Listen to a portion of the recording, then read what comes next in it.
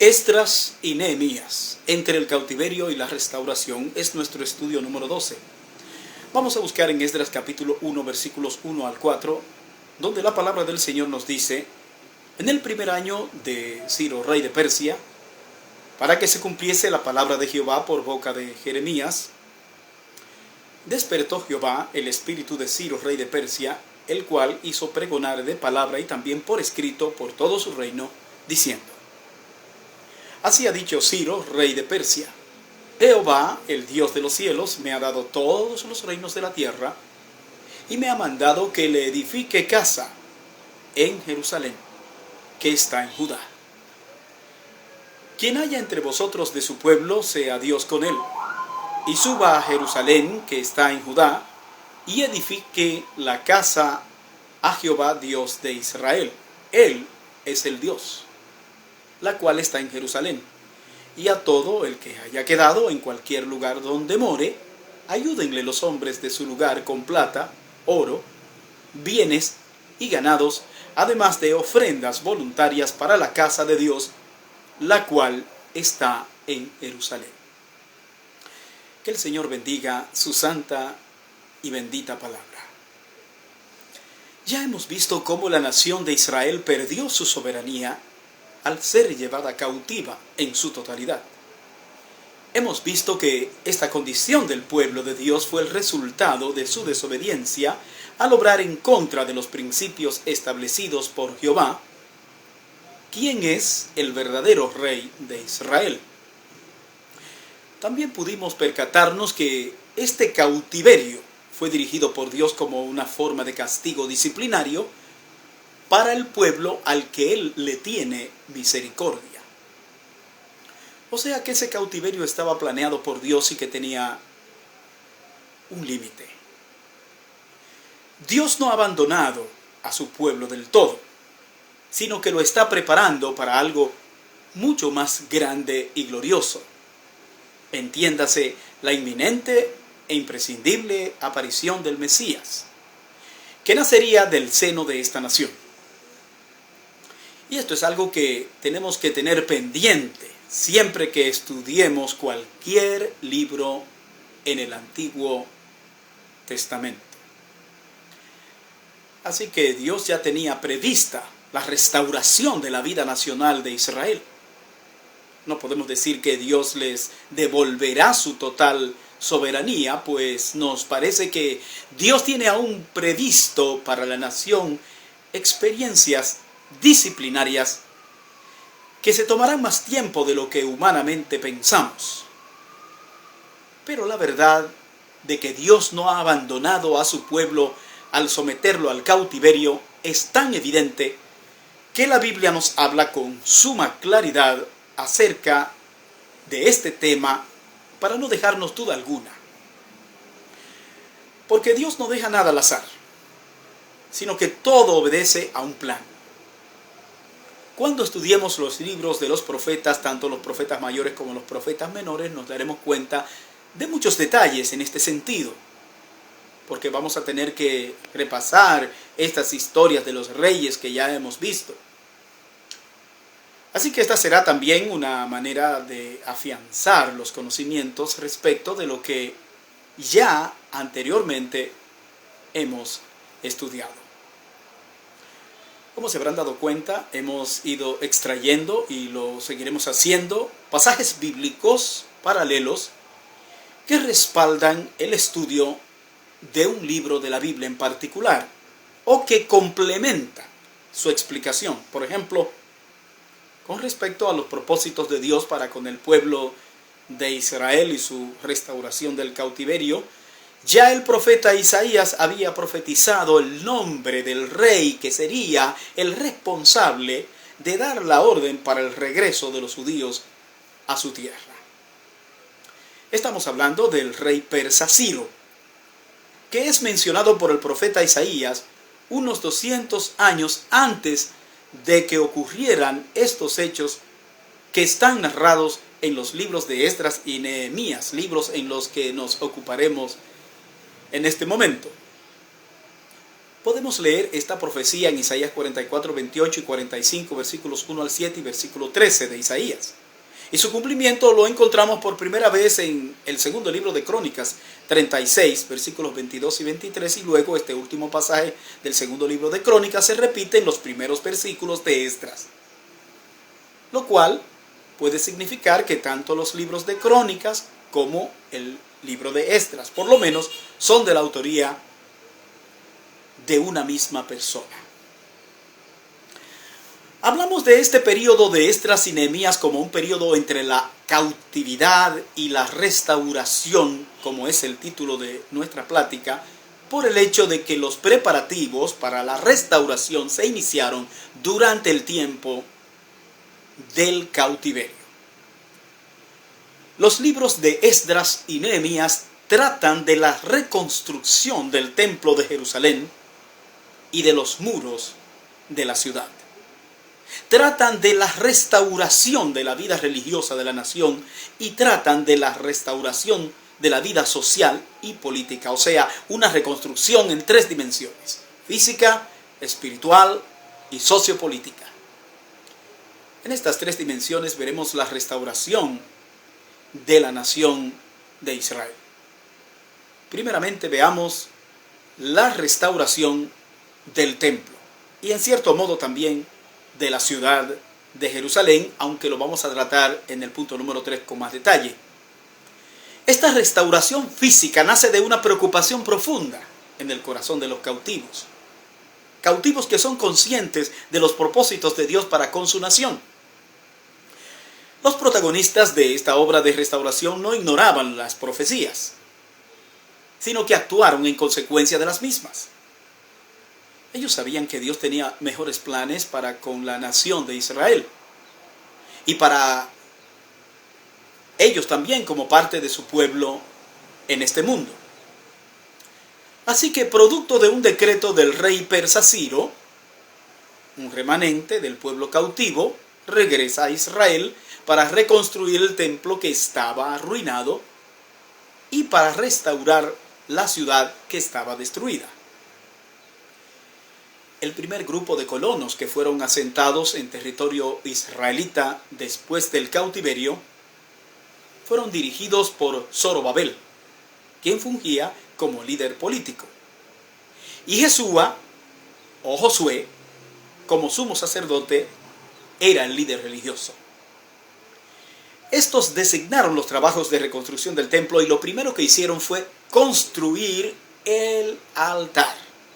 Naturalmente que muchos de los recursos para esta obra, que de por sí no eran suficientes, fueron proporcionados producto de un decreto del rey Ciro. Dice así la Escritura: y a todo el que haya quedado en cualquier lugar donde more, ayúdenle los hombres de su lugar con plata, oro, bienes y ganados, además de ofrendas voluntarias para la casa de Dios, la cual está en Jerusalén. Esdras 1:4. Este rey tuvo el privilegio de conocer las profecías de Isaías con respecto a su designación de parte de Dios para llevar a cabo la obra de restauración del templo y de la ciudad de Jerusalén. No hay duda que esto ha de haber causado un gran impacto en su vida, por el interés que se aprecia en él de realizar esta obra. Sea porque estaba convencido de ello o por conveniencia política, este rey creía que era un elegido de Dios, y así lo decía. Fíjese lo que dice la Escritura: así ha dicho Ciro, rey de Persia: Jehová, el Dios de los cielos, me ha dado todos los reinos de la tierra, y me ha mandado que le edifique casa en Jerusalén, que está en Judá. Esdras 1:2. Y en verdad que él era un elegido de Dios. Dios se vale de las circunstancias y de las personas que él quiera para cumplir sus planes. Y lo mejor que podemos hacer los seres humanos es hacer lo que Dios demanda de nosotros. A mí me parece que este rey ha de haber sido muy bendecido por Dios por someterse a su voluntad y estar en la disposición de hacer la voluntad de Dios. Pero los eternos enemigos de Israel, los habitantes no judíos de la tierra prometida, se opusieron a las obras de reconstrucción que se estaban realizando y fueron tan insistentes en su empeño de detener la obra que esperaron hasta el reinado de Artajerjes para conseguir lo que se propusieron. Satanás siempre se opondrá a que se levanten altares al Dios verdadero. Él no tiene objeciones respecto de los lugares altos de idolatría. Más bien, Él es propiciador de estos sitios. Pero estará siempre en contra de los planes de rendir culto al Dios verdadero. Los hijos de Dios no debemos ignorar las estratagemas del diablo, cosa que está presente en todos los tiempos, pues su actividad no ha cesado. El apóstol Pablo habla de cómo Satanás le estorbaba en su labor misionera. 1 Tesalonicenses 2:18. Recuerde que cada vez que nos propongamos hacer algo para el Señor, debemos estar preparados para enfrentar los impedimentos que el enemigo pondrá. Pero no podemos ni debemos intimidarnos por las amenazas, vengan de donde vengan, pues el poder de Dios es siempre superior a cualquier obstáculo. La palabra de Dios nos manda a resistir hasta que el diablo tenga que huir. Santiago, capítulo 4, versículo 7. Aunque la obra de reconstrucción fue detenida por un periodo de más o menos 20 años, y este fue sin duda un tiempo de gran desaliento, de gran frustración, por la parálisis que provocó el miedo que se apoderó de los que habían venido de la cautividad. Sin embargo, el impulso dado por la palabra profética de Ageo y de Zacarías hizo que los trabajos de reconstrucción fueran reiniciados, hecho que ocurrió durante el reinado del rey Darío. Aunque hubo de nuevo intentos por detener esta magnífica obra, Darío enérgicamente dio instrucciones para que se terminara, pues él tenía planes particulares de que se orara por él y por sus hijos al Dios del cielo desde ese templo. Fíjese cómo nos dice la Escritura: dejad que se haga la obra de esa casa de Dios, que el gobernador de los judíos y sus ancianos reedifiquen esa casa de Dios en su lugar. Y por mí es dada orden de lo que habéis de hacer con esos ancianos de los judíos, para reedificar esa casa de Dios. Que de la hacienda del rey, que tiene del tributo del otro lado del río, sean dados puntualmente a esos varones los gastos, para que no cese la obra. Y lo que fuere necesario, becerros, carneros y corderos, para holocaustos al Dios del cielo, trigo, sal, vino y aceite, conforme a lo que dijeron los sacerdotes que están en Jerusalén, les sea dado día por día, sin obstáculo alguno, para que ofrezcan sacrificios agradables al Dios del cielo, y oren por la vida del rey y por sus hijos. También por mí es dada orden que cualquiera que altere este decreto se le arranque un madero de su casa y alzado sea colgado en él, y su casa sea hecha muladar por esto. Y el Dios que hizo habitar allí su nombre destruya a todo rey y pueblo que pusiere su mano para cambiar o destruir esa casa de Dios, la cual está en Jerusalén. Yo, Darío, he dado el decreto. Sea cumplido prontamente. Esdras 6, versículos 7 al 12. Como vemos, ahora sí que será posible terminar la obra de reconstrucción del templo y de la ciudad, pues el rey Darío ha proporcionado los recursos para que esto se pueda realizar. Este segundo templo tenía que estar levantado para cuando Jesús apareciera en el escenario humano, pues muchas de las profecías respecto de él se cumplirían estando en vigencia los oficios sacerdotales que se llevaban a cabo en el mismo templo. De la misma forma, antes que Jesucristo venga por segunda y definitiva vez, el templo de Jerusalén, que en este caso será el tercer templo, debe estar construido. Bueno, tengo entendido que ya se tienen todos los materiales reservados para la realización de esa obra, y que solo se espera que el tiempo sea favorable para que esto se efectúe. Sin duda que así ocurrirá, y será una señal más de la venida inminente del Señor Jesucristo a la tierra. Así que el templo se pudo terminar, y obviamente se reanudaron los oficios religiosos en el mismo, tal como se hacía antiguamente. Me imagino la majestuosidad de este templo. Solamente al pensar que tenía 27 metros de alto, uno puede hacerse una idea de lo imponente que era aquello. He tenido la oportunidad de visitar Holy Land, un parque de diversión muy cerca de Orlando, Florida, y ver una réplica del Templo de Salomón. Mire, solamente la réplica causa un gran impacto a quien lo observa. Así que, ¿cuál sería la emoción para los ancianos que habían regresado del cautiverio al recordar los días de gloria de la casa de Dios? En segundo lugar, veamos la restauración de la vida religiosa de Israel. Esta parte nos habla de su restauración espiritual, nos habla de su restauración moral, de la restauración del culto y de la adoración en el nuevo templo. Y esto es lo primero que Dios hace. Primero tiene que ser levantada la moral espiritual. Tiene que ser dignificado el nombre de Jehová en el corazón de la nación. Tiene que haber un despertar en la fe del pueblo judío y un nuevo celo por el Dios verdadero. La reedificación del templo físico tiene que ser el resultado de una reconstrucción espiritual en el corazón de la nación.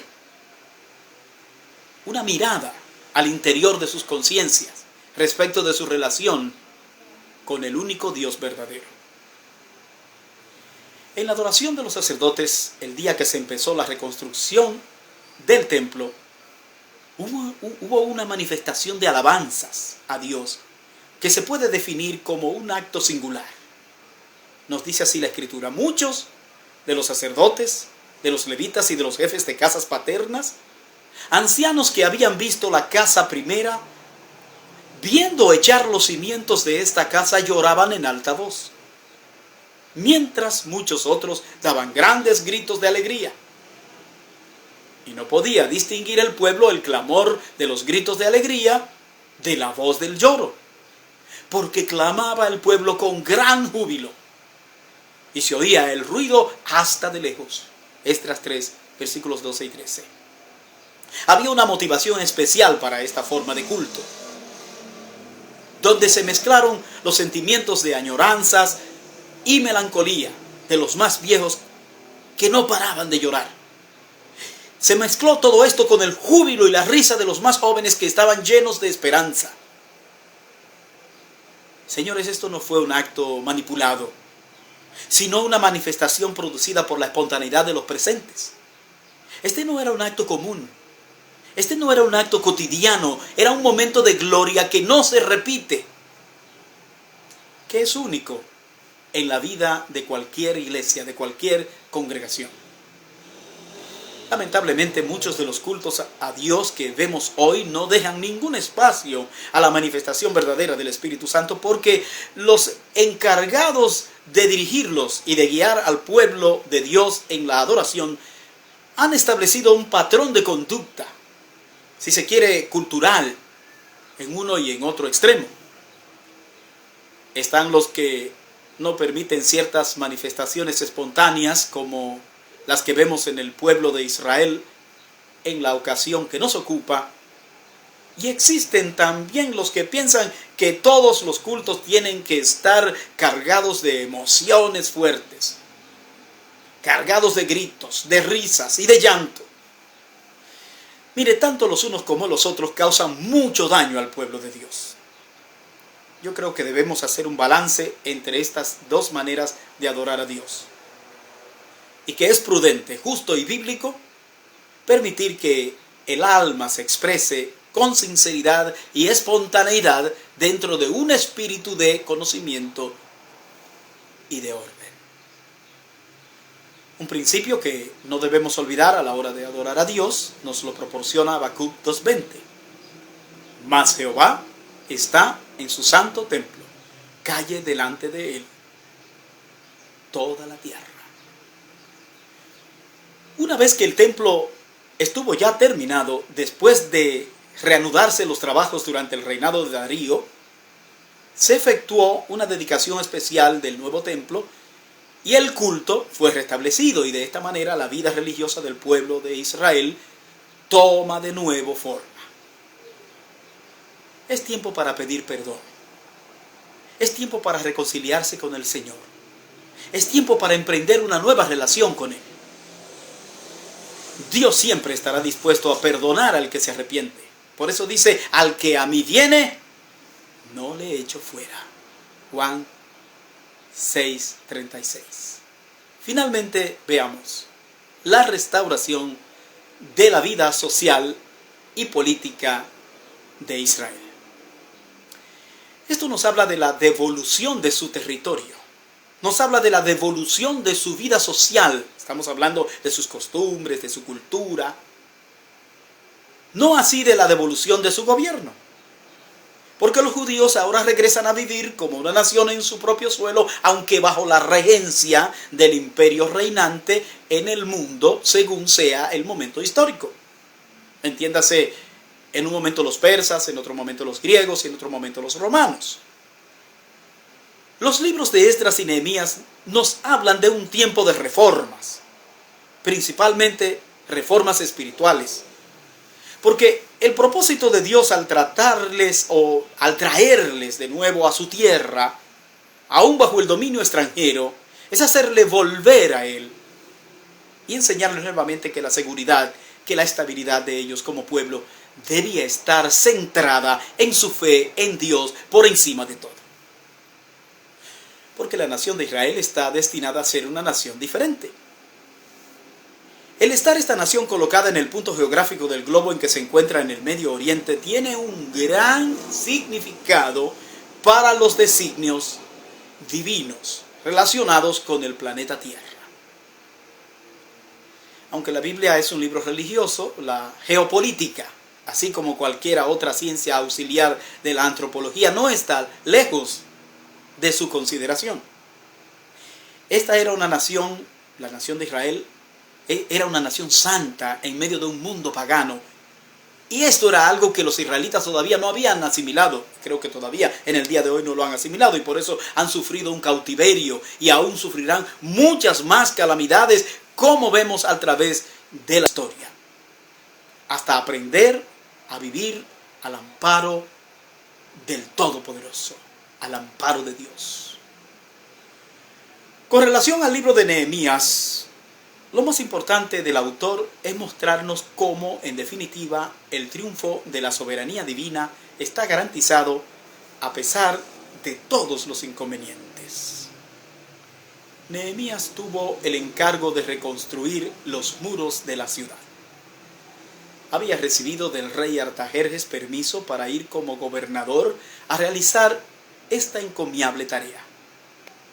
La manera como comienza este libro con una oración donde él desahoga toda su tristeza por la condición de su nación, nos habla de la gran estatura espiritual de este hombre.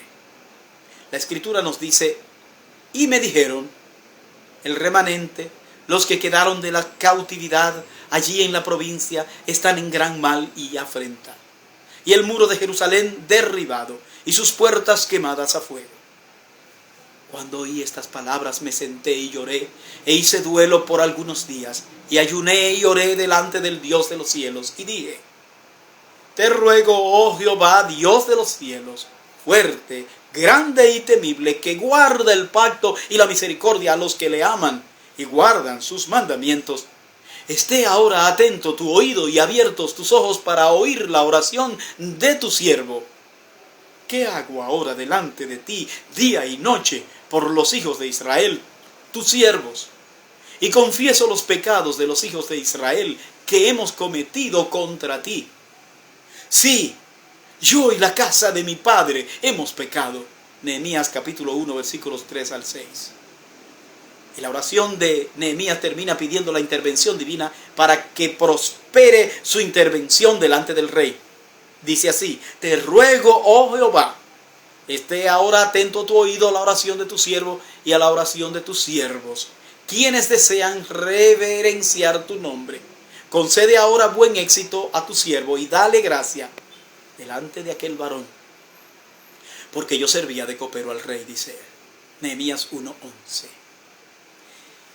Señores, estas son palabras de un hombre del calibre de Moisés.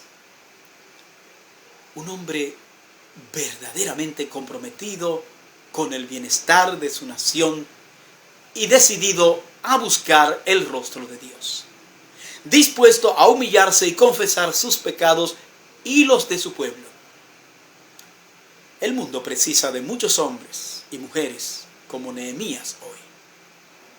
Hoy que las sociedades están sumergidas en una grave crisis, cuando se pone en evidencia el verdadero problema, que es espiritual. El mundo precisa de hombres y mujeres de una fe firme en el Dios verdadero, en el Dios de la Biblia, que proclamen su nombre y clamen fervorosamente a Él en busca de auxilio, en busca de socorro. Es en momentos como estos cuando todo parece desvanecerse y no se vislumbra ninguna esperanza, cuando se pone de manifiesto nuestra convicción. Nehemías era un hombre convencido de su fe. Él esperaba en Dios y esperaba una respuesta divina a su oración.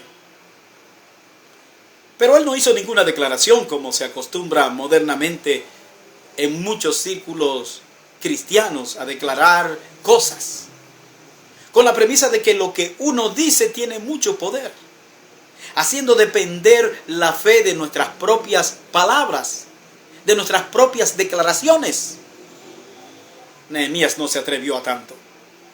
No se atrevió a tanto como se atreven muchos hoy, pretendiendo ser los más espirituales, decretando cosas que son solo competencia de la soberanía divina. Nehemías solo oró, pidió con humildad a Dios y obró conforme a su fe, hasta ver la reacción divina a las súplicas de su corazón. ¿Y qué pasó? El Señor premió su fe. Nehemías aprovechó el momento en la presencia del rey Artajerjes, y el rey fue condescendiente con sus planes, permitiéndole todo el tiempo y todos los recursos necesarios para ir a Jerusalén y cumplir su misión de reconstruir los muros de la ciudad. Nehemías caminaba en la senda por donde Dios pasa, y por eso sabía cuáles eran los perfectos planes de Dios para con su pueblo. Planes que Dios mismo había revelado a sus siervos los profetas. Así que Nehemías sabe cómo orar conforme a la voluntad de Dios. Hermanos y amigos, siempre que oremos, procuremos hacerlo dentro de lo que a Dios le agrada, dentro de lo que Él nos ha mostrado en su palabra, porque su voluntad está divinamente revelada en su palabra. Nehemías cumplió la tarea de dirigir la obra de reconstrucción de la muralla de la ciudad pese a las oposiciones. Él convirtió cada cosa mala en una oportunidad para demostrar su confianza en Dios y para enseñar a los judíos a ir delante de sus enemigos por medio de la oración. Nehemías era un hombre pragmático, pero tenía un corazón lleno de fe. Y difícilmente podrá ser doblegado un espíritu así. Nehemías fijó su mirada en su objetivo. No perdió de vista su visión y se empeñó en ello hasta lograrlo. Nada ni nadie lo pudo desviar de su propósito. Los creyentes debemos ser personas firmes en nuestra posición, que más que ser influenciados por el mundo, influenciemos al mundo con el mensaje del Evangelio y con nuestro carácter que tiene que ser diferente al carácter del mundo. La Biblia dice que estamos llamados a ser la luz del mundo, Mateo 5:14. De la misma forma que Nehemías procuró construir los muros de la ciudad, él también se preocupó por la restauración de la vida espiritual de Israel. Y de esta manera su labor estaba completa. Esdras y Nehemías cumplieron con la parte que les fue comisionada por el Señor.